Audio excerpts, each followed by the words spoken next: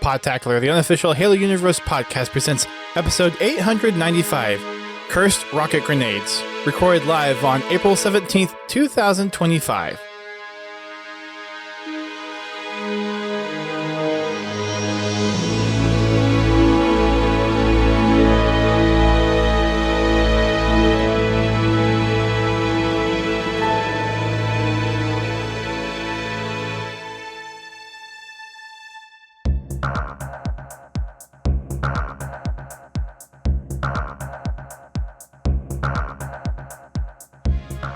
Hello everyone, welcome to Podtacular, the unofficial Halo Universe podcast. I am one of your co-hosts, Storm.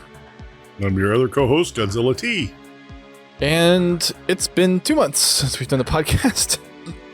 Sorry about that. Life be lifing, and as we said at the beginning of the year, things are just kind of taking a change for us. So adulting sucks. It does a little bit. But we're here. We're going to be talking about some of the Infinite updates that we've missed over the last couple of months and some other changes around here. We've been having some great game nights in Halo Infinite for Fragging Friday, and GT and I have been playing through, and we finished all of Gashnor's Cursed Halo, right? All his campaigns, yeah. So I thought we'd talk about that a little bit, talk about some of the things that we're missing. We've got the first HCS event of 2025 happening this weekend. I don't know why they picked Easter weekend of all weekends to do it, but here we are. So Arlington in Texas is hosting the first event, and it's going to be it's been hyped up a lot over the last few weeks.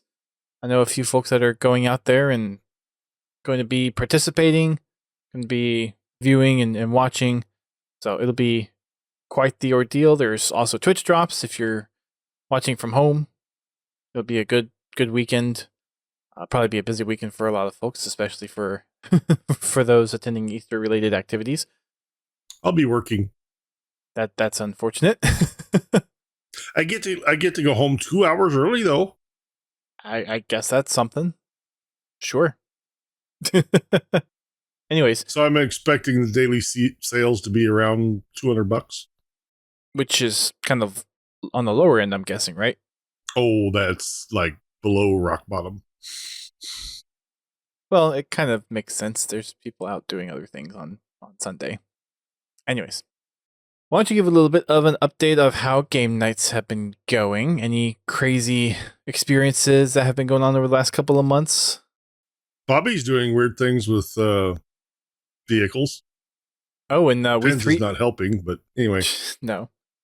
We also 3-0'd Real Life Spartan Squad last week. Yes, we did. I was just about to mention that. In a total control match. He claimed it didn't count on his stream, but we're taking the W. Hey, we won. We won 3-0 It has been saved for prosperity. Yes. Now, we're not going to have that same luck with going against Accelerate. No.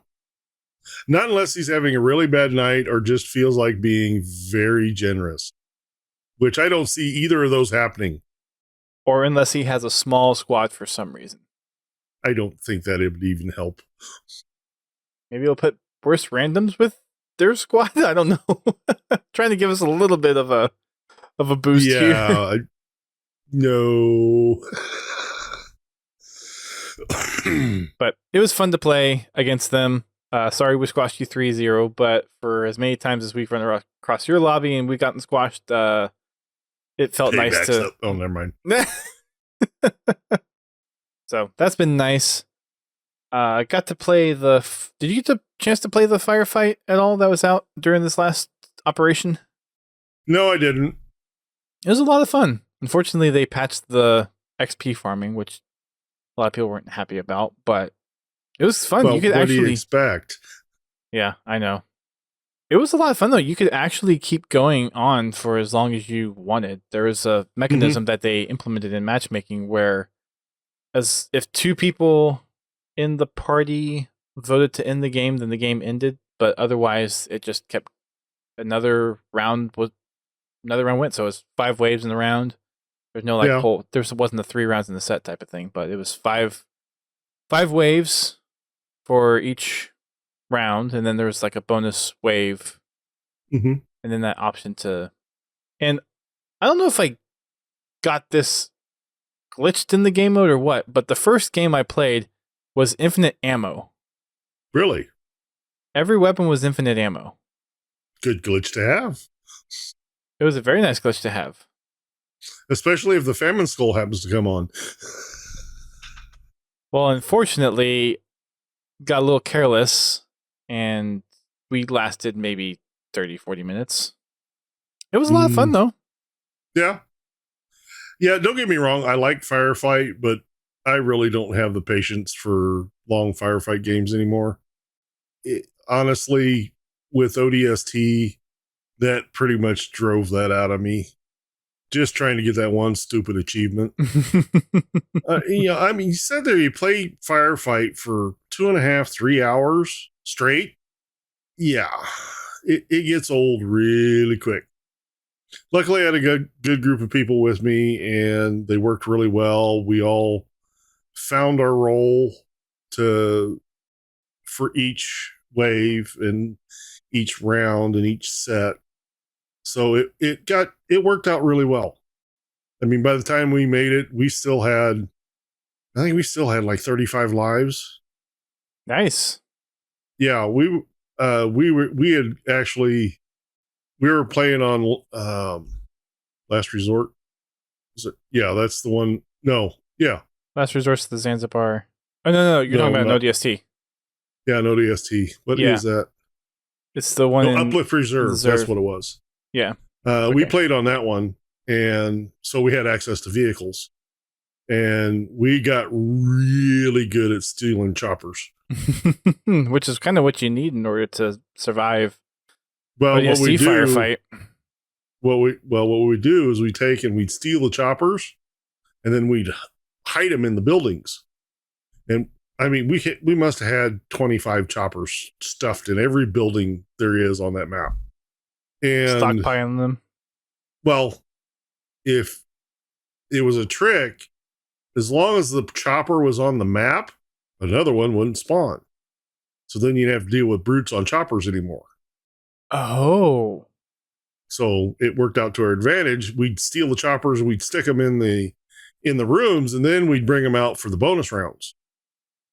So you'd have 4 of us around the drop point for the bonus rounds, and we would just annihilate everything. I mean, can you imagine? That's a cool tactic. 4 choppers firing on the grunts, just piling out of that phantom. That's a really good strategy. So it worked out, and like I said, by the time we hit the achievement, we had like 35 lives left. So we did go through a bad spot where we expended quite a few lives, but we were able to regain them. Nice. But yeah, after that, don't get me wrong, I still like playing firefight every once in a while, but I'm just not into the grind play anymore. Yeah.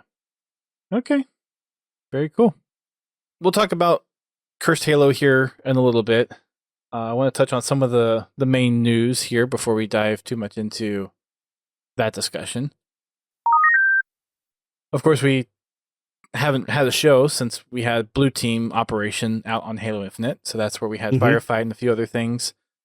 And the whole Blue Team set of armor being worth $40 in the shop. Yeah, did not jump on that one. I did not either. Nope. It's, yeah. I'm sorry, when a set of armor is half the cost of the game, or actually a little over half the cost of the game, almost costs as much as buying MCC. Yeah. That's just, I'm sorry, that's just unacceptable. Yeah. Unfortunately, I'm in the minority when it comes to that. A lot of the hardcore Halo fans are in the minority of that. Yeah. A lot of the vocal fans are in the minority of that. I actually just, in relation to that, the EU Tomato, Bobby. Yeah.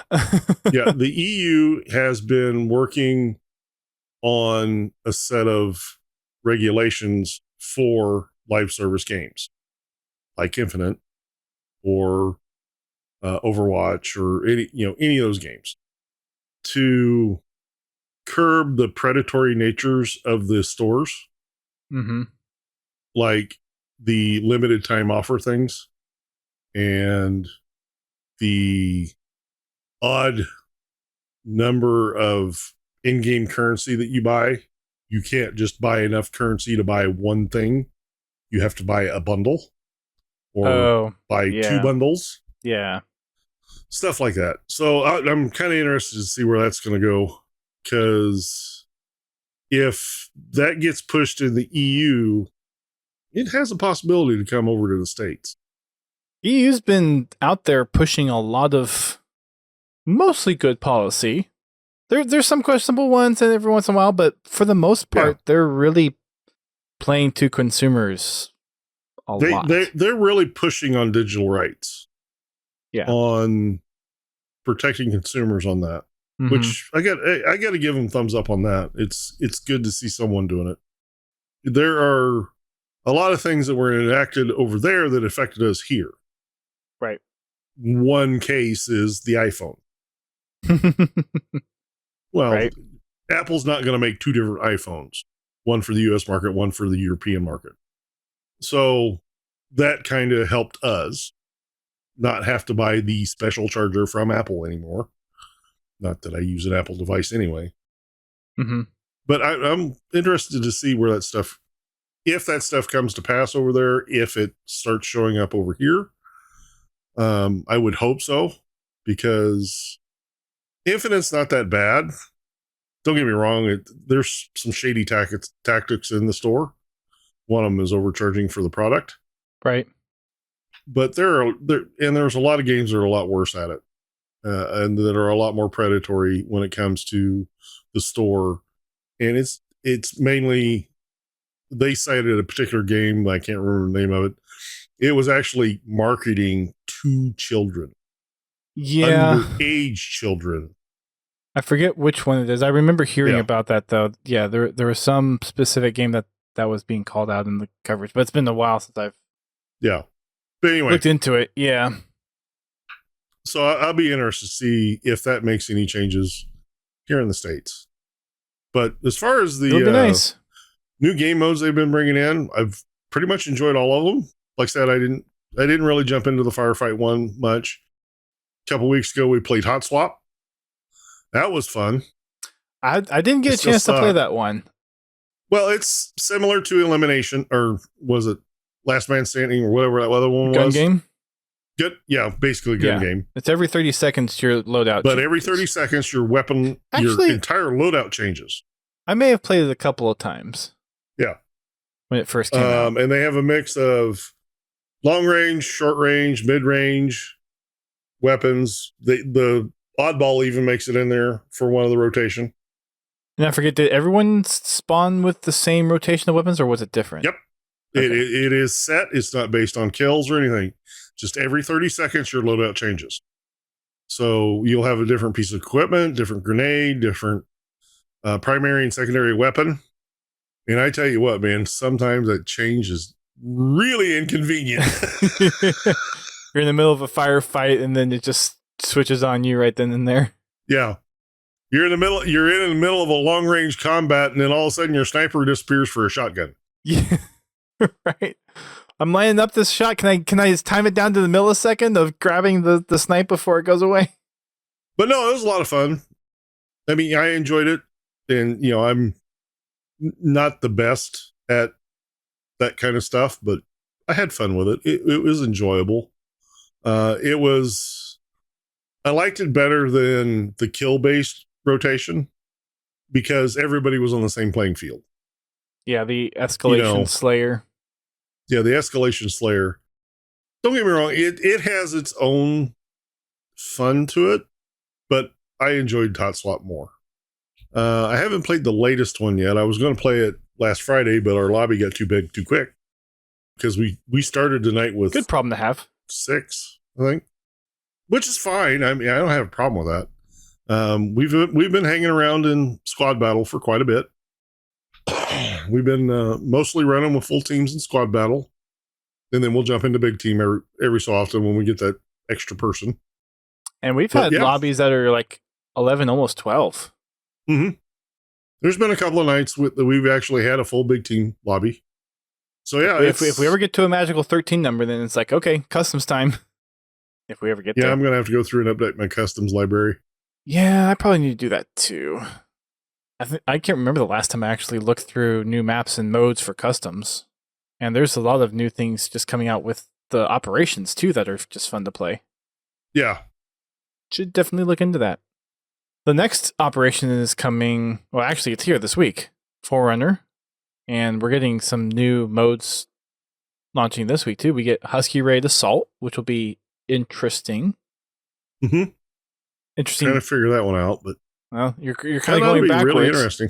So, and I'm guessing I don't know if it's neutral bomb or 2-bomb assault. That'll make it.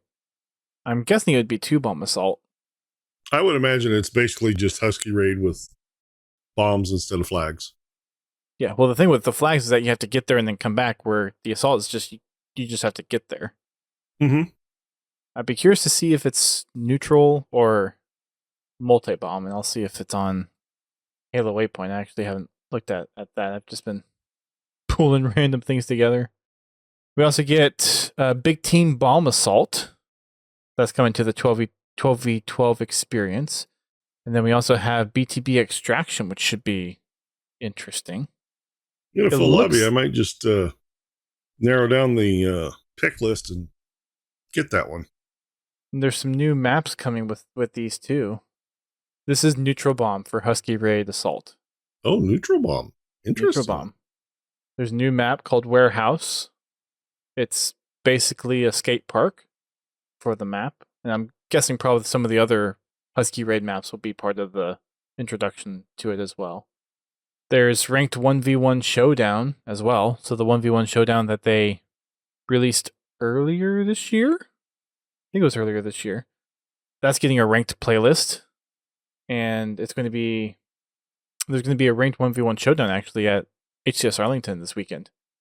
And a $5,000 prize pool. Wow. Yeah. Of course, there's cosmetics. And we know how we feel about those. I don't mind the cosmetics. I mind the price on them. Yeah. Have we had a podcast since we talked about the fuel rod spanker? I can't remember. No, we haven't. So that weapon's new since we last talked about things Halo on the podcast. Yeah, I haven't figured that one out yet. It's got an interesting blast radius. It's basically the fuel rod gun. Well, it's 6 little rounds. Different. It doesn't seem to have the same blast radius as the traditional fuel rod gun. It's a little bit tighter. Yeah. Yeah.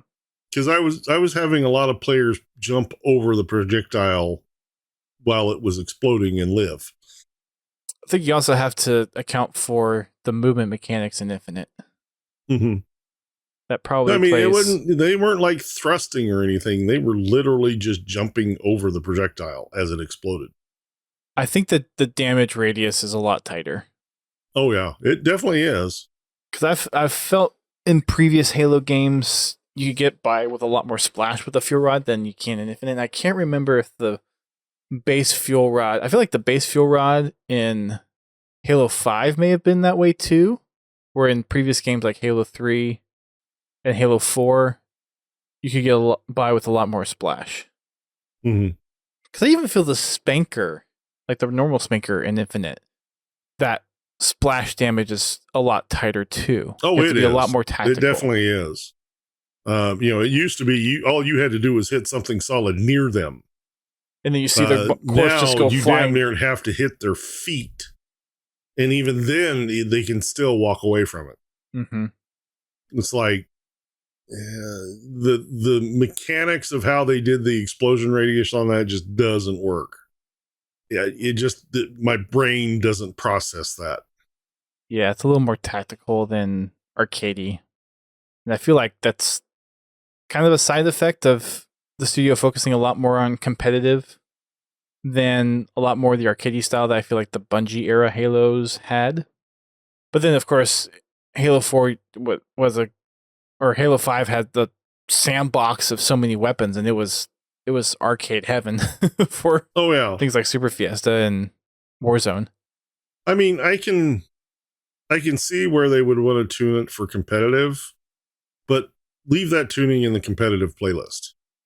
In the social playlists, you're there to have fun, not be the top team. I mean, yes, you are playing to win, but you have the casuals. The whole ranking system doesn't even facilitate that. Yeah. There's how many videos talking about how strict matchmaking is, and now like it tries to make you have 50% wins and losses. Like that's its objective. I can understand matching similar skilled players together. And currently with the lower population, that means there's less players there to match with. So it tries to match even numbers of high skilled players with even numbers of lower skilled players to try to balance the matches, which is fine. But that should be based off the player's skill, not their MMR in any particular playlist.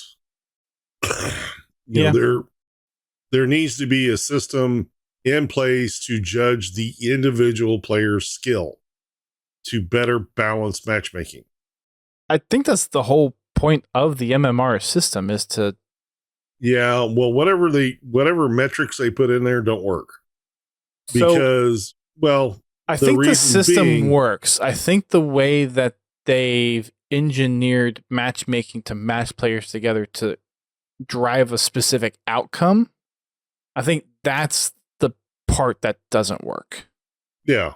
And that's the part that frustrates a lot of people because MMR is doing exactly what it's supposed to be doing to determine your skill, but then how Halo Studios is using that to build the matchmaking lobbies and drive a specific outcome, that is the piece that everyone's really frustrated with. They should not be trying to determine the winner or loser of any match. Well, they kind of are because they're intentionally trying to have a 50% win rate. No, I mean, they shouldn't be doing that. No, but that's what they're doing. Yeah. They should be matching people, matching teams with similar skill level, and letting pure chance determine the winner or loser. Yeah. You know, whoever plays the best game is the one that actually wins. Mm-hmm. You know, it's tough to get excited about a game when you know half the games you're playing, the game itself is weighting the system against you. Yep. And there's been whole discussions on this where Matt Hoberman has several tweets out there of like what they did for matchmaking and specifically avoided a system. And it's not just Halo apparently that does this. There's other games that have the similar. I'm sure they got the idea from someone else. But it's just, yeah, the outcome that they're trying to drive isn't fun, I guess. Well, the fact that they're trying to drive the outcome is the problem. Right. You know, basically, when I jump into Halo, if I'm playing by myself, I want to play against players that are comparable to my skill level in whatever playlist I'm in. In a way, that's what the system does. I don't want the system to rig it to where half the time I know I'm going to lose. Right. Right. And that's the part that most people don't like. You know, if I lose the game or my team loses the game, I want it because our team didn't perform the best that they can or the team outperformed us. Not because you have a bunch of silvers on one team and a bunch of onyxes on the next team. Because the onyxes need a win and the silvers need a loss or something. Yeah. I don't want that. I mean, that's one of the I've always had with all the Halo games that had online. The poor skill matching. Halo 5 actually for a while had a really good skill-based matchmaking system. And it was working because I was getting in lobbies with people that were of a similar skill level to me. And the reason I know that is I was all of a sudden, I was not at the bottom of the leaderboard. I was middle to the top of the leaderboard. Yeah. And even playing Rumble, I would actually win games because I wasn't playing against people that were several levels above me in skill. I wouldn't win every game. I'd probably win 2 out of 15 games, but I was still placing higher than I normally would in those games because I was playing people that were on my skill level. And as a benefit to that, I actually got better at the game because I could work on my technique and stuff and teach myself new strategies to make me a better player to move up. And I did. I moved up and I started playing harder opponents. Well, that's the way it should be. As you get better, that's was I ever going to make it to platinum or whatever it was? No. But at that, when they introduced that system, it was probably 2 months later, after the system kind of got everybody figured out. Matchmaking was actually really fun, especially for a guy at the time that was most of the time I was playing solo. And even on game nights, it seemed like the game had a better match to our team when we were in, the regular playlist. Warzone was a wholly different thing. Well, if you're matching closer to skill than matching to determine a specific outcome of a game, then it's going to feel a lot better. But that's unfortunately not how the system in Infinite works, which people have griped about. And well, there's always next time. Sure. Moving on. There's going to be a release of a Blood Gulch make in Halo Infinite called Flood Gulch. Well, it's here. It came out this past Tuesday. But flood-themed Blood Gulch sounds interesting. Yeah, it does. It'll be interesting to see if we come across that tomorrow. Although I don't know if I'll be on tomorrow. So, is it a big team map? I believe so. I think it's part of the big team bomb stuff. At least, I think for the promotion video that 343 released, it was part of the big team bomb piece, if I remember right.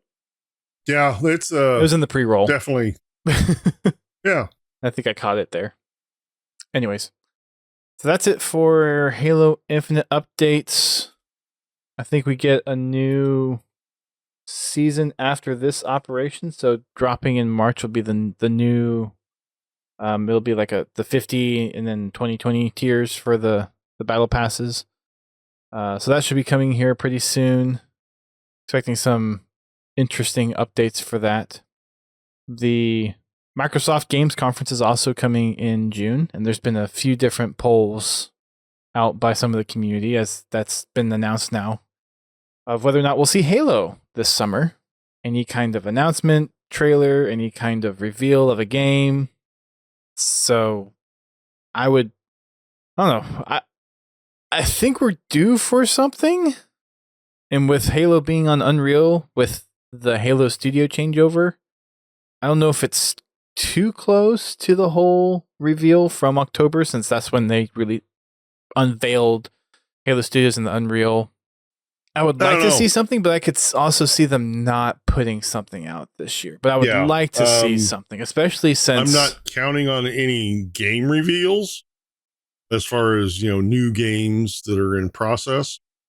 Well, there is the rumored Halo CE remake, remaster, re-envisioning thing, which seems to be pretty well hinted at with how some of the job postings have been. The reveal of using Unreal, there's a lot of Halo CE influence in there. All the supposed leaks and whatnot are pointing to it. I mean, I wouldn't put it past them to do that, to use it for a test bed, to kind of work out the development bugs for the next Halo game. Mm-hmm. And it would also give the studio time to develop the new Halo game and give the community something to complain about until they get the new game out. I mean, play. there's, I don't know that they would be far enough along that they could announce anything, let alone show anything. With how much they showed off during the Halo Studios rebrand video in October last year, it seems like they could have a fair amount of stuff ready to be pulled together.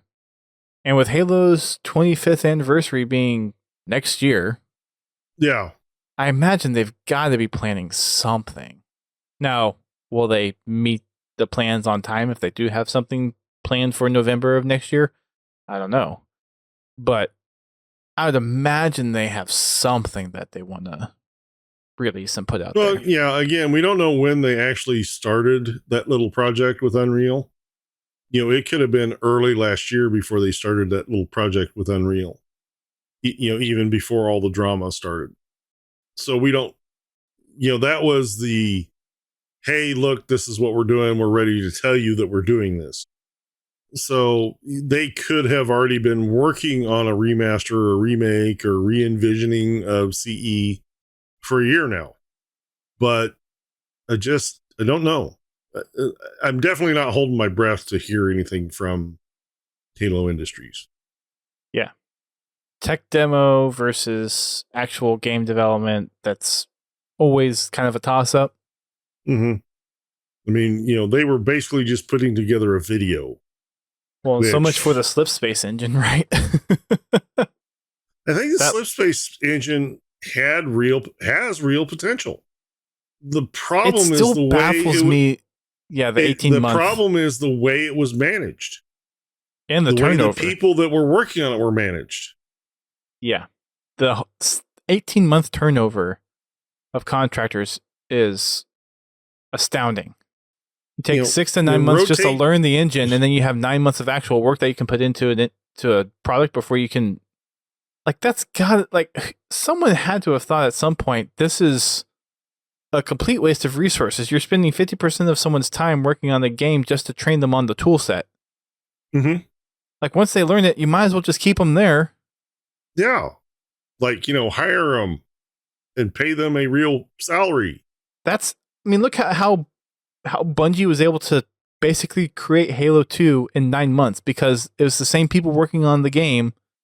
We don't recommend that you do that, but yes. Well, no, I'm not saying you should. Understands the engine, understands the tools you have to work with, understands the engine, understands what the vision for the game is. It goes so much better. When you keep rotating staff, well, now, okay, yeah, you spend 6 to 10 months training them to use your tools to develop in your engine. So that means they get 6 months to actually work on the game, 6, 8 months to work on the game. Yeah. I mean, Microsoft has got to understand that if they want to develop games, they need to hire game developers and keep them. And retain them. If you have a developer that is not performing, then yes, get rid of them. But don't change them like you change underwear. It doesn't sound like, though, that this is specifically a Xbox games practice, though. It almost seems like it's more of a Microsoft corporate practice, which still... That's why I said Microsoft. There is no reason... If you want to develop games, you need a dedicated staff to develop the game. For each game, there needs to be a dedicated staff that sees it from beginning to end. And not just the senior leaders. It needs to be... Needs to be everybody. Worker bees. Now, you can have a team moving to lead, Unreal definitely opens the playing field. It does. And it does help with their revolving door of employees, or contractors. But it's still bull. It would be interesting. Have downtime teaching the new people what you want in the game. So it would be interesting. Laird's in the chat. I don't know how much. I know we've talked about this in private, but I know he's worked in the game space. It'd be interesting to have a conversation with you on how the game industry just works as a whole from a and how much has contractor changed over the perspective, years. and how much has changed from early 2000s to now. That would actually be an interesting discussion to have. If you can even have it publicly, that might violate some NDAs, so might not be able to do that. But it would be an interesting discussion. Well, there's just maybe find some X343 Bungie devs that don't work in games anymore to see if they'd be willing to chat with us too. Well, I mean, if there's NDAs, there's legal action that can still be taken. Well, it's more, the NDAs is probably more for intellectual property, not necessarily like workspace practices. But actually, I would love to have that kind of discussion with someone, or groups of someone. Like I said, the Slip Space engine has the potential there. They were just never able to get it developed to the point where they had all the tools that they wanted for the game.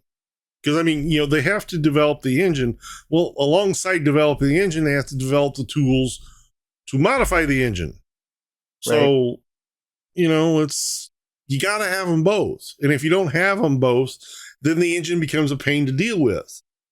And updates and changes and additions become slow to come about. Hence the reason we've gotten such little out of Halo Infinite. I mean, yeah, it's great that they're adding all these game modes, but honestly, most of those game modes are probably generated using Forge, not actually coding the game. But we talked about this early in Infinite's lifespan, and I don't think that's necessarily a knock on the developers. It's not knocking them. No. Like if Forge is that powerful at this point, then it makes sense to use Forge as much as possible. I'm sure there's still some customized code that they're probably implementing for some of these, but you have to understand. I mean, you think about it, using Forge, as great as it is, and it is awesome. I am at a total awe what people have been able to come up with when it comes to Forge, especially in Infinite. It's still a clumsy tool. How do you mean? Because it's designed for, its interface is designed for use in a console or with a controller. I mean, don't get me wrong, it does support keyboard and mouse, which is great, which is a lot better than Halo 5's Forge did. If you use Blender, it's got some similarities to Blender controls. Like I said, but it was developed. I just don't know. And this is because I don't Forge and I don't design games. I would think the development tools that are used to actually build the game would be more suited to the studio to do this stuff with in a more streamlined fashion. Okay? Mm-hmm. This is not a knock on Forge. Forge has come a long ways. It is very useful. It is very powerful. They have done an excellent job of making it relatively easy to use. But to me, I think it's a knock on the developers to have to use Forge to generate content. You should have the tools available to you to build the content without even launching the game, other than to test what you're doing. I think they do. Like I said, anyway, the fact that, we get a few maps and a few game modes, which are developed inside and outside of the company. There is content that is developed by the community that's brought in. And I'm not knocking it because it's great content. And then the company profits from that content. I know it's kind of a weird way to look at things. And I always seem to have a unique view on things, especially when it comes to corporations. They're all liars and thieves.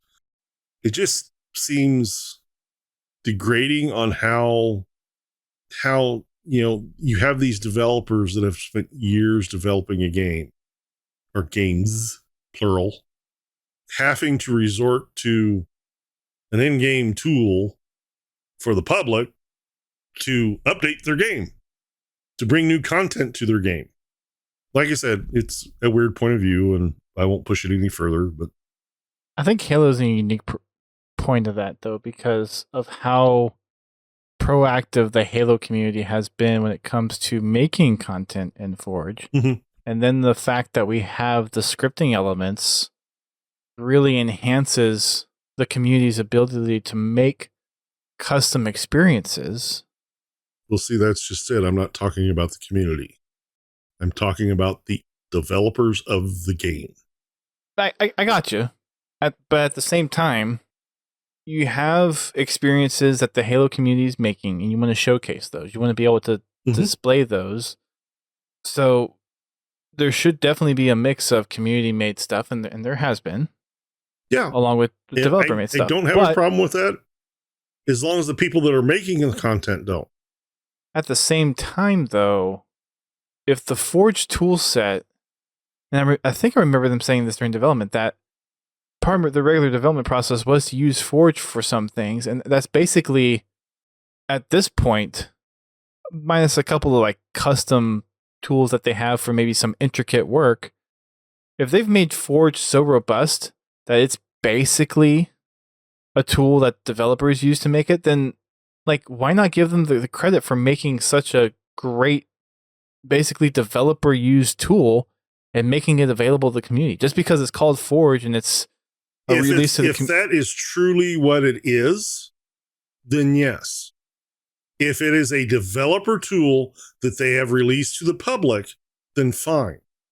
I mean, it sounds like just from the development, that's what they did to simplify their work streams.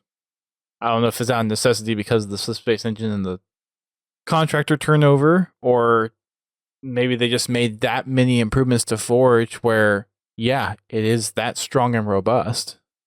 And sure, like some of the groundwork still needs custom development tools in order to lay the groundwork for just base game modes and stuff. And there's optimizations that you could probably get by using just like creating new geometry in some things. But at the same time, if you've got the community creating thousands of maps every month, and they're good quality maps made by well-known forgers, I mean, we're kind of doing their work for them if there's maps out there that are good and that are developer quality.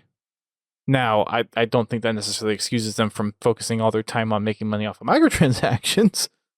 Yeah, like but I said, that is kind of the other side of the coin, right? Like if the community is making all these maps and the community sees these Forge maps and they want to play those maps over custom developer made maps, then you kind of got two problems there. One, that means the developers don't know how to make good maps, and that might be a separate problem. But two, it means that the community wants to play what the community has made because they want to support the community. So, and that's what you should do to support that. And unfortunately, that means microtransactions is the way to make that money back. Yeah. I don't have a problem with them bringing community-made content into matchmaking. I have a problem with them supporting matchmaking with community-made content.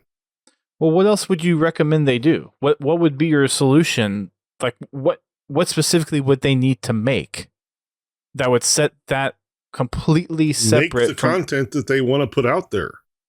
What's that content? Make if the you maps. if you can script pretty much every mode in the script brains, in Forge, then okay, community's doing that, and they're. I don't know if Big Team Bomb Assault is a community-made Forge mode that they're bringing in as official, or same thing with the Husky Raid Assault. It might be, or maybe it is something custom. But regardless of that, if that's 343 releasing it or community made it, and 343 is just taking it to release it in the matchmaking, what's the difference? Because the community, to some degree, the community forgers are as talented, if not maybe probably more talented than some of the developers. Well, yeah. And that's not necessarily a knock on the developers at the studio. That just, like I think shines a light on how creative and talented our freaking community it's one of those is. things that just, it leaves a bad taste in my mouth. And it's nothing against the people in the community, because I've played their maps. They are great maps. They're fun maps. They work. But yet, Halo Industries is bringing in all this money every freaking month from their microtransactions, and what are they doing to deserve that money?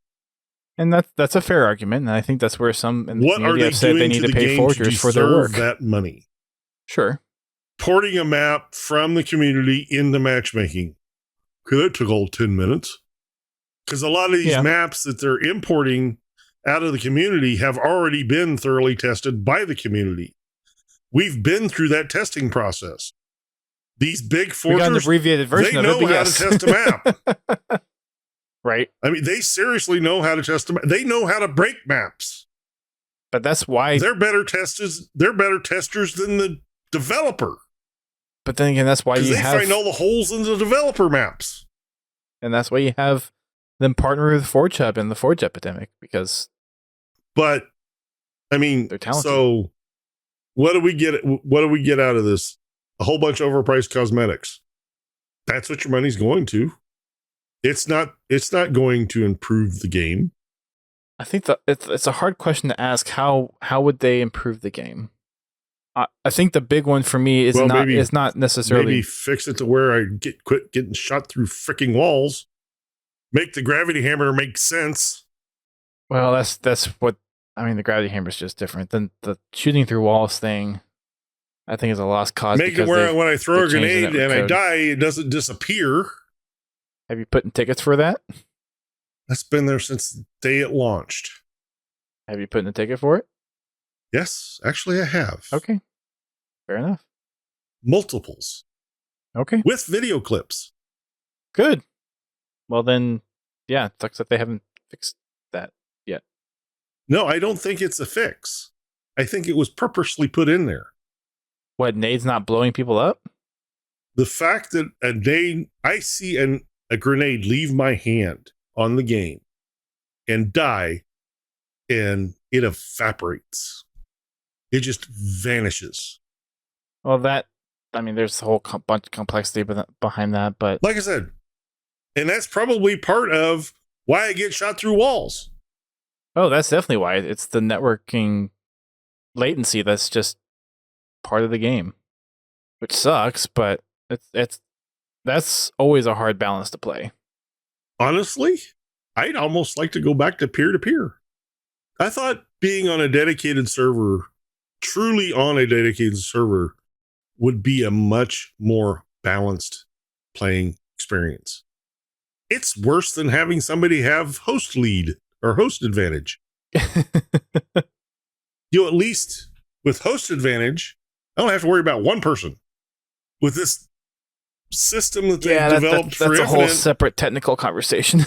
I got to worry about everybody on the field, about what their ping is and whether or not they're relatively close to the same connection as me.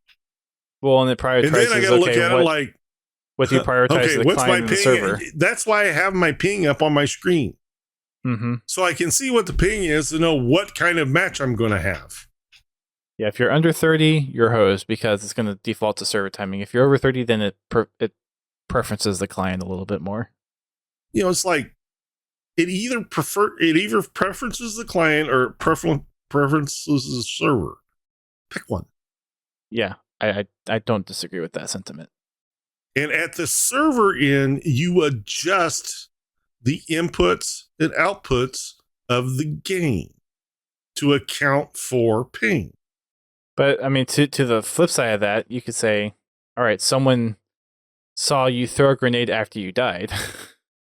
So it is that balance of, okay, where do you draw the line there? But that's a technical if challenge. The grenade was still visibly in my hand, okay. But when it's already flying through the air when I die, it should remain there. Yeah, I don't disagree. I have literally stuck people with plasma grenades, and in my death screen, I watch the thing disappear. Plasma grenades aren't as bad as the frag grenades. I don't know why.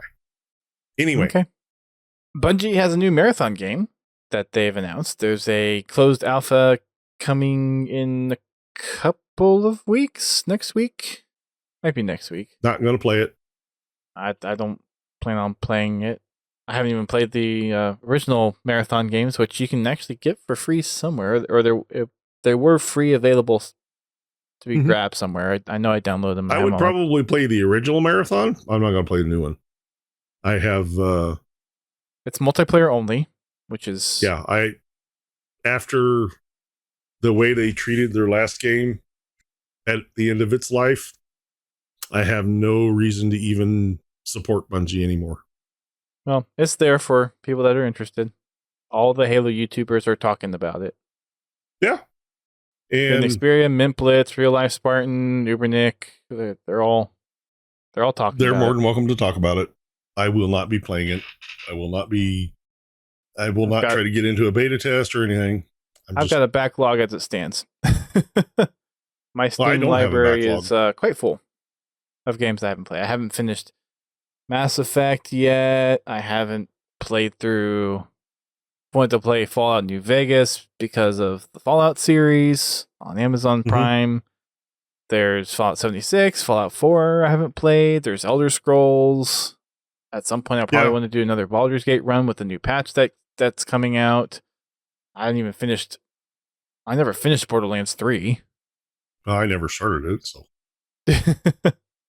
honestly, I've been looking for another game to play, and I can't find anything that even trips my fancy, that even looks remotely fun. And I've even been looking at old games.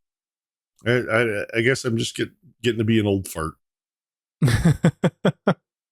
And I think we covered this on the last podcast. I don't remember if we did or not, but Bernie Burns purchased the Rooster Teeth name. Yes, we did. I remember Doesn't that. necessarily mean that purchased the shows under it, but the Rooster Teeth name he has back. I thought he actually got... He may have gotten some shows with it, but I don't know. I thought he got rights to... Oh, God damn it, I forgot. Red versus Blue. Possibly. I don't remember. I think he got Red versus Blue. He wasn't able to get the rights to Ruby. I don't remember. Bobby's saying he has RVB and Camp. Okay. Not Achievement Hunter, not Ruby. Ruby makes sense because that's kind of its own thing, and that was one of the more successful side projects of Rooster Teeth. Yeah, actually, I watched the first, 2 or 3 seasons of it. It was kind of a fun show to watch. It was good at the beginning, and then it kind of got... weird. Yeah. Like most like I said, I only stuff watched at that time. Like the first 2 or 3 seasons of it. It took me a while to get used to the animation style.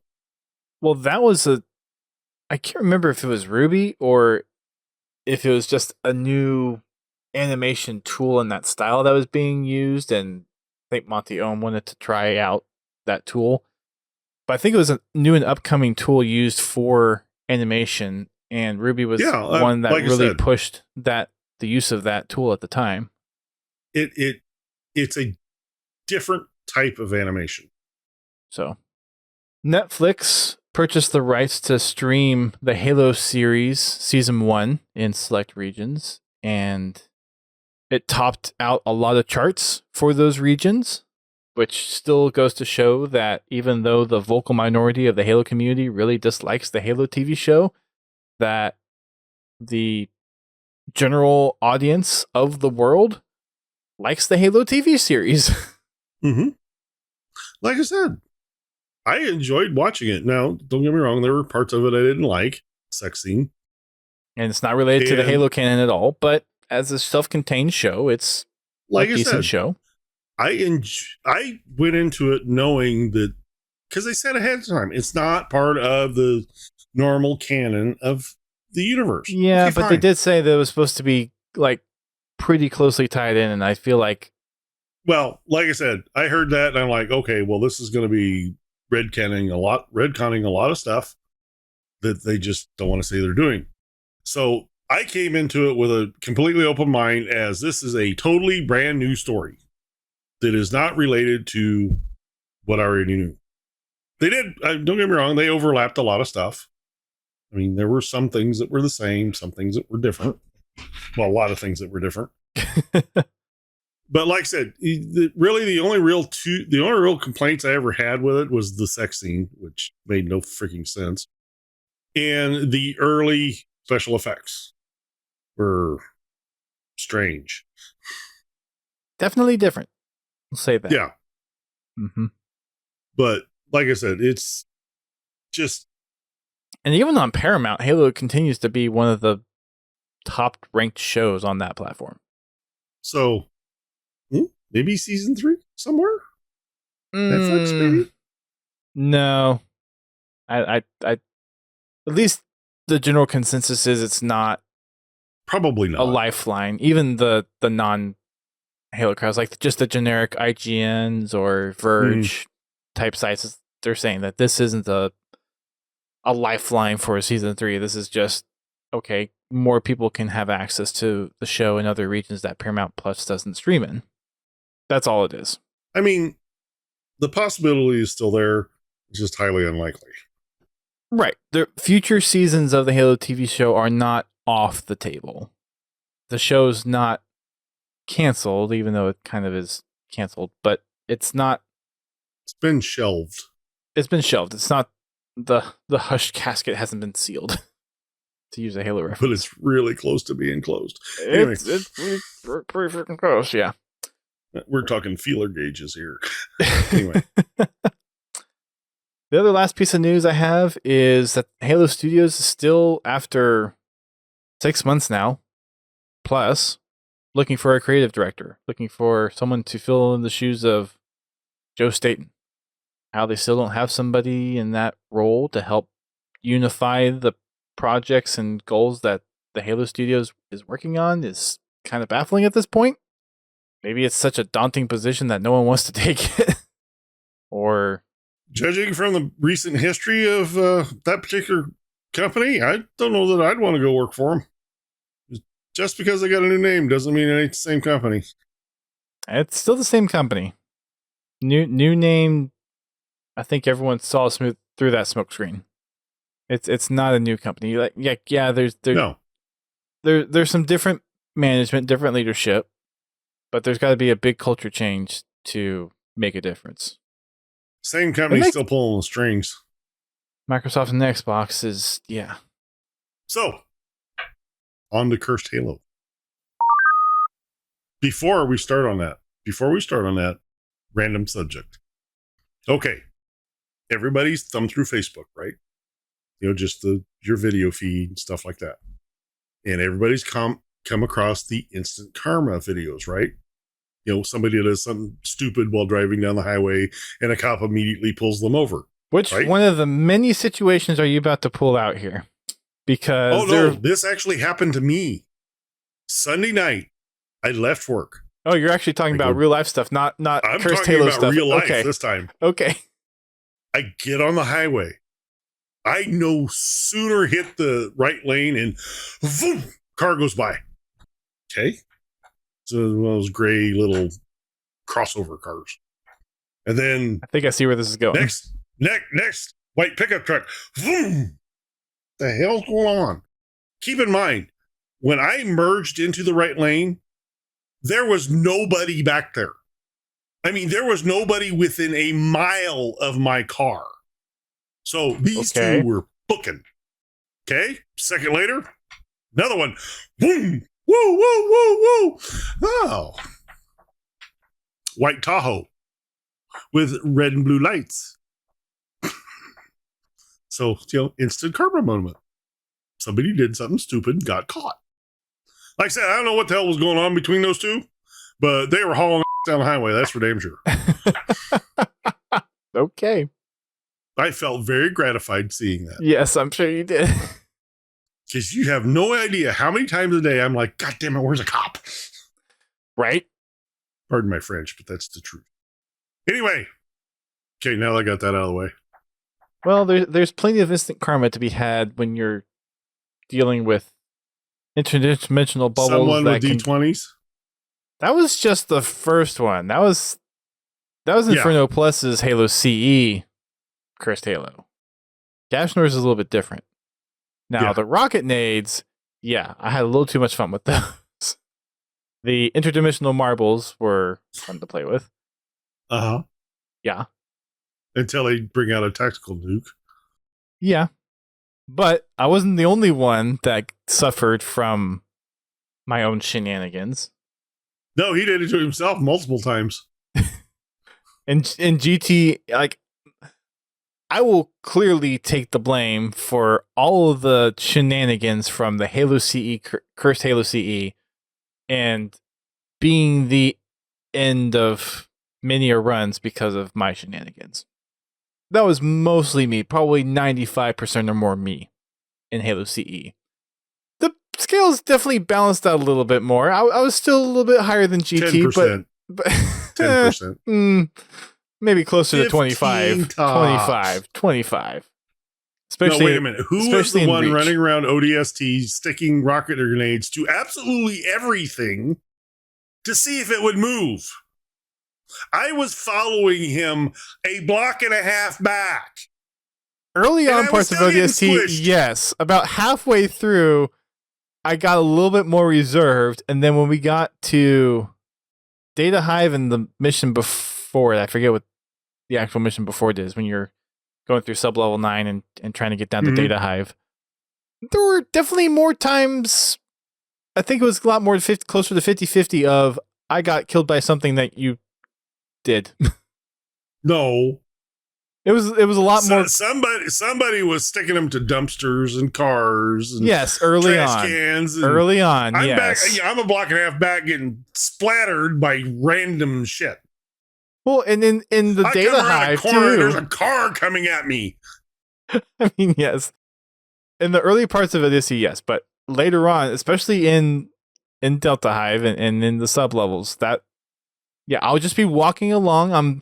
I'm trying to make sure I avoid the brutes with the Xbox Series X fuel rod light guns, and then all of a sudden I just die from something pink or something else comes along. Like, what the heck just happened? And well, a lot of those were actually coming from the brutes. Yeah, between the enemies and then random GT happenings, it's like, what the heck? Like some random explosion goes off. It's like, I don't think that happened, but yeah. So because after a little bit, I just quit throwing grenades while we were in that particular level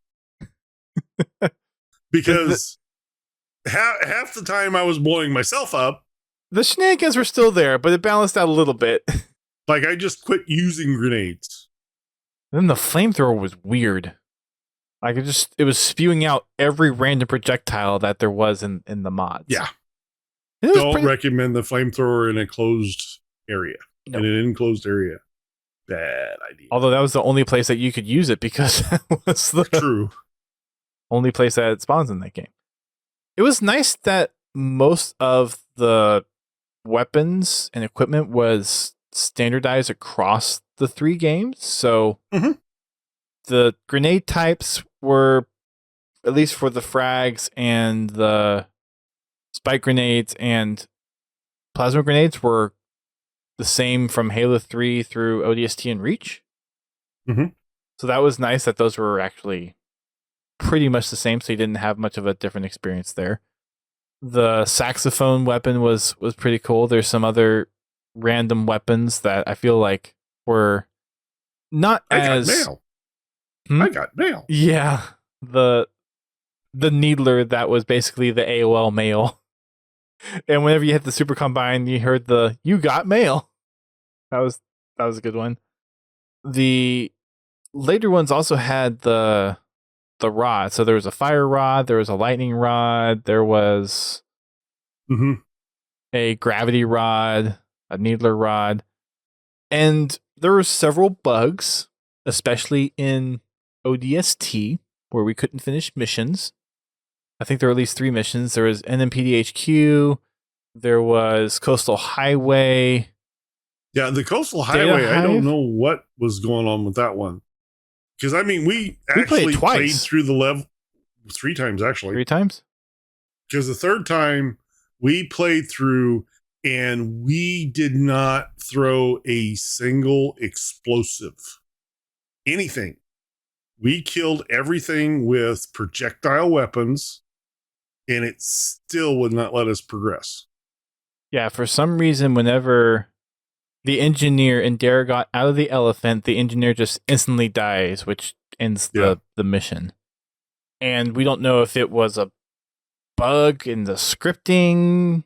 We don't know if the engineer was basically getting caught in geometry and it despawned it, and hence that's what made the game think that the engineer was dead. So unfortunately, we couldn't finish Coastal Highway and have the big final battle scene, which would have been nice to have. Yeah. But I think you mentioned going back through either the mod post on Steam or somewhere that's a known bug and it's on the fix list or something like that. Or was that in the I think I PDSQ? saw that there. It was one of them. I don't remember which one. I'd have to go dig back in. I think there were 3 missions that were bugged that we basically had to manually skip over. Oh, the other one was the one with Dutch, where you're in the tank. You get the tank. And it's at the end. We couldn't get past the end. That's right. We kill everything. Kinzigo Boulevard. That one. Yeah, it just would never progress. Yeah, and we thought it might have been something where I was throwing rocket grenades at the phantoms to get them to go away, but even after that, it's like, okay, is there a enemy somewhere that's still on the rooftop that hasn't despawned yet?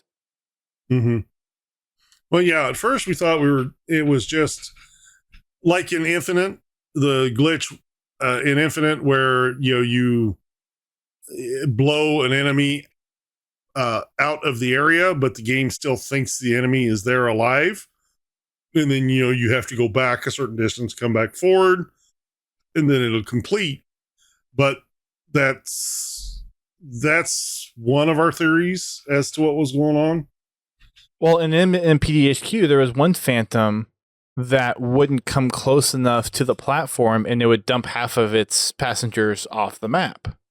Right. So we thought that, okay, the game thinks those enemies are still alive and they're not dead yet. And I don't know why the mod would affect that. It just seems to be a weird bug.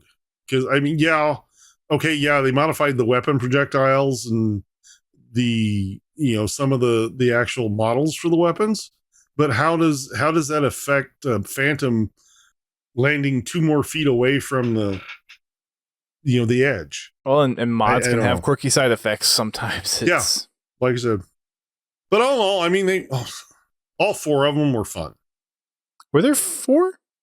3 well, Reach, you have CE, ODST. 3 Reach, well, ODST. CE was done by a different person. I know. But as far as the cursed game modes or cursed campaigns, they were all very much fun. Very chaotic, which we kind of like here. Hence the whole... Despite my co-op partner. It made for some interesting laughs, I will say. I will say by ODST, there was a little bit of revenge in there with the rocket nades, but only about 10%.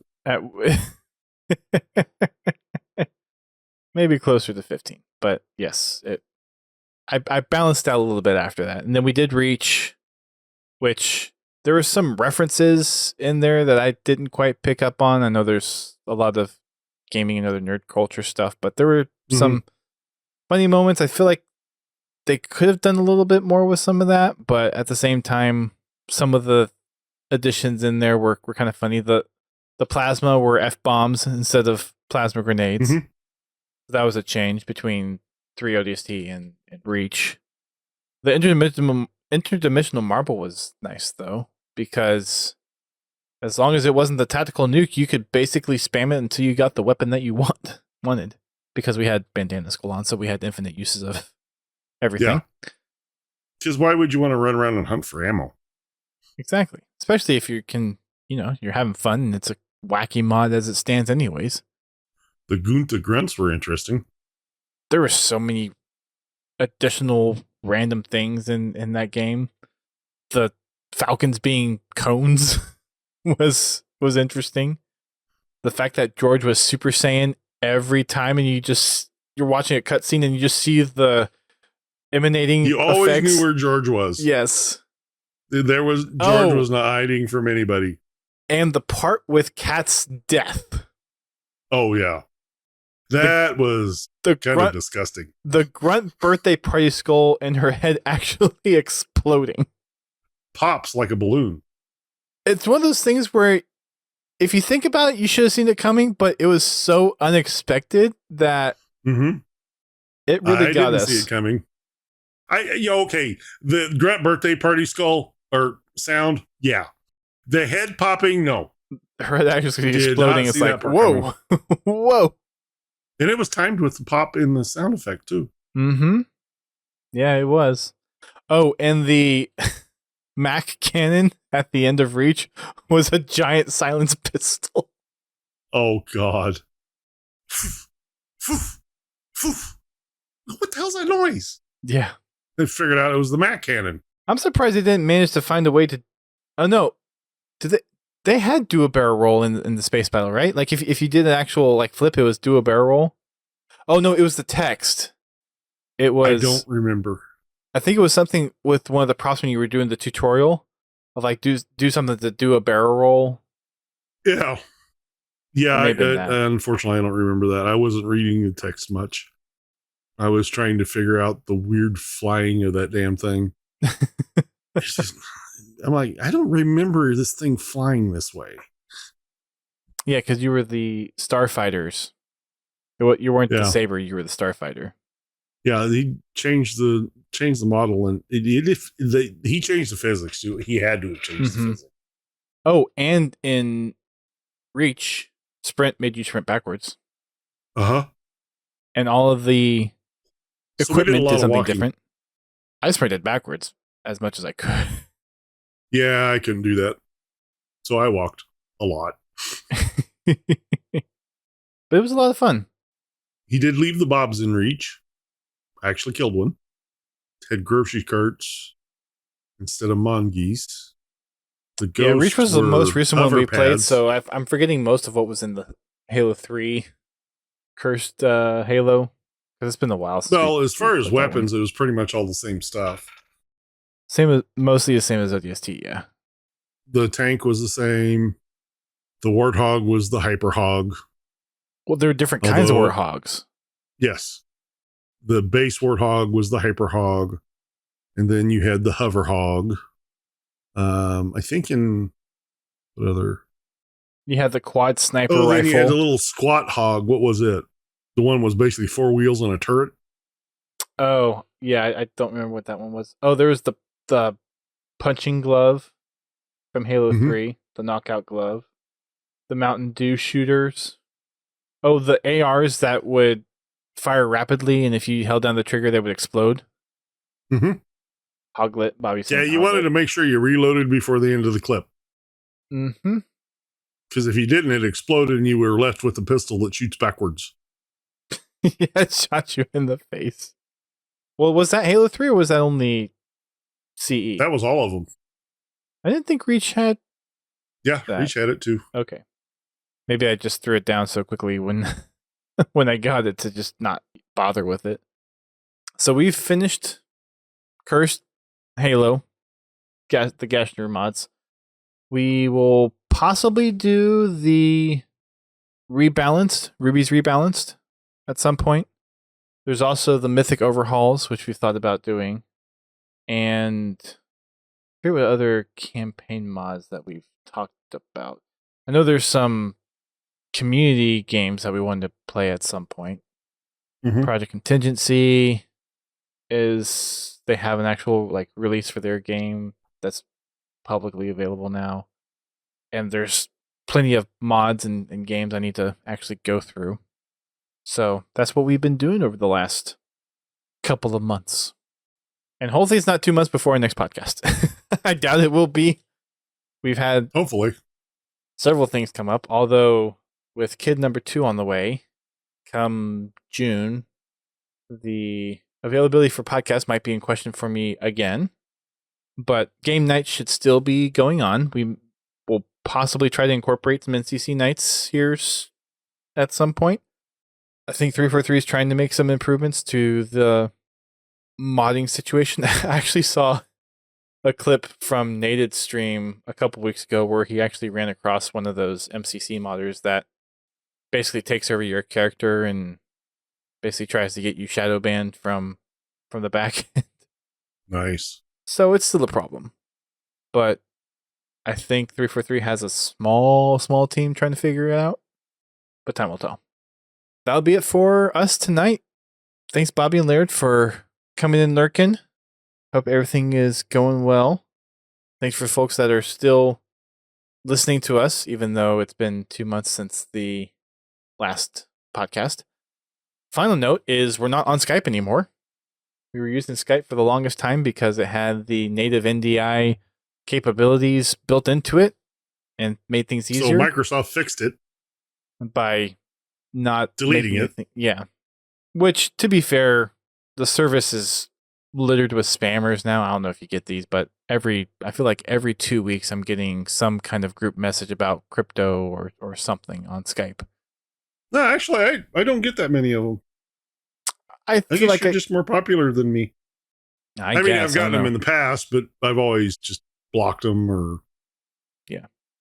So we're using Video Ninja, or what used to be called OBS Ninja, since there's been several upgrades and feature enhancements to the overall capability. Mm-hmm. And Bobby's saying he noticed a better audio quality. That's because OBS Ninja actually has a flag that you can set to request higher audio throughput.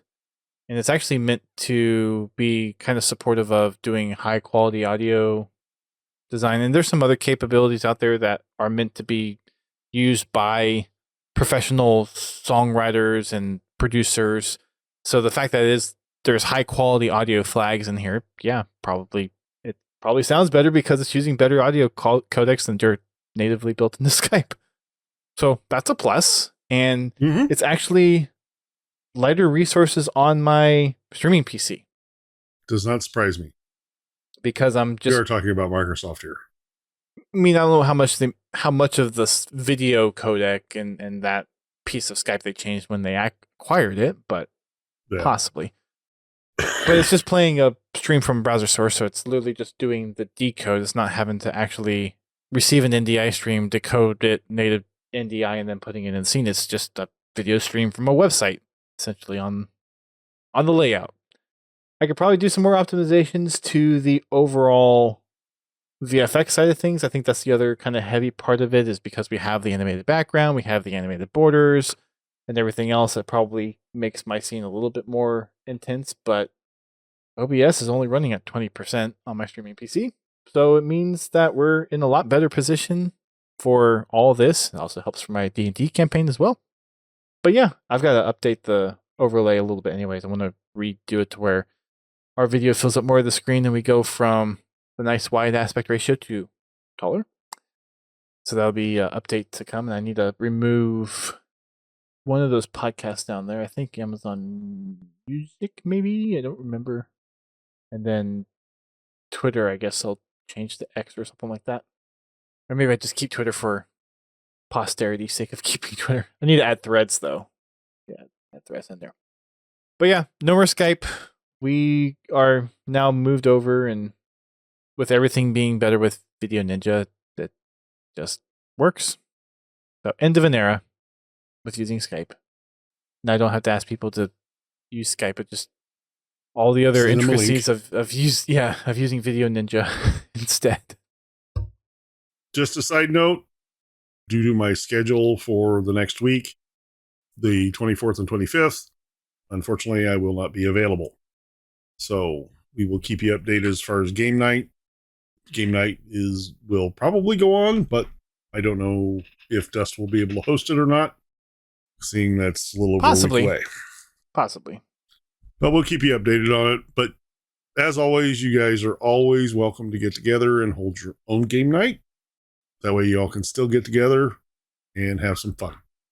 Very good. Well, thank you all for watching or listening, or however you're consuming the podcast these days.